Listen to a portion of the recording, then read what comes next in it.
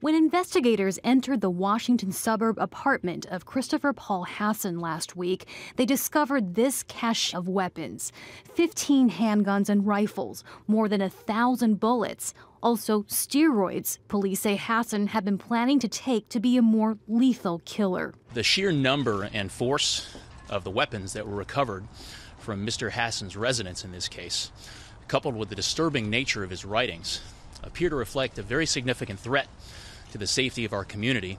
The 49-year-old U.S. Coast Guard lieutenant and former Marine is now under arrest on weapons and drugs charges, but prosecutors say more serious charges are to come. Their court filings say Hassan is a longtime white supremacist who wished to establish a white homeland. "I am dreaming of a way to kill almost every last person on Earth," he wrote in a draft email in 2017.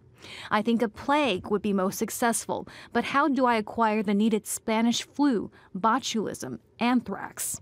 Hassan composed an apparent list of targets, including the names of prominent media personalities and Democratic lawmakers. And in January, used the internet to search, "What if Trump is illegally impeached?" and "Best place in D.C. to see Congresspeople." Though Hassan's plans to wage an attack were thwarted, hate crimes and hate groups are on the rise in America.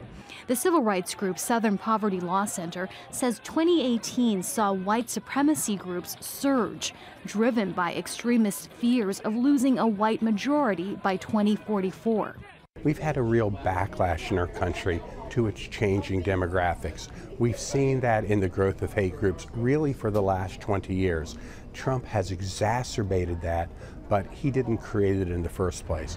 One concerning twist to the Hassan case is his connection to the U.S. military.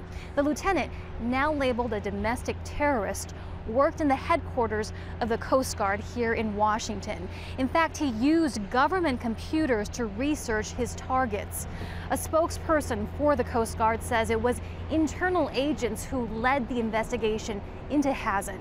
But this wasn't the first time in recent months that the Coast Guard has been tainted by white nationalism.